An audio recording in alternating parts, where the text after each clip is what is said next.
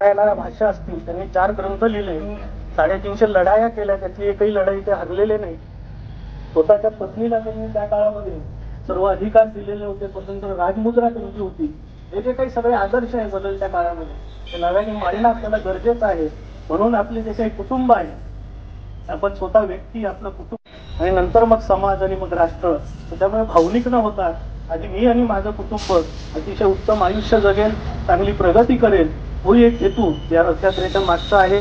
त्यामुळे छोटे छोटे जे काही प्रश्न आहेत, प्रत्येक गोष्ट आपल्याला सरकारकडे बोट करून चालणार नाही, तर आपले प्रश्न हे आपल्या पातळीवर, समाज पातळीवर आपल्याला सोडावे लागतील.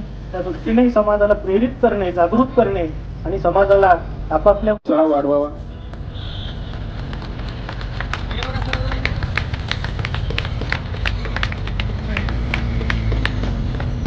अतिशय सुंदर अशी लेझिम डान्स आणि शिवगर्जना या छोट्या बालिकांनी या ठिकाणी सादर केली होती.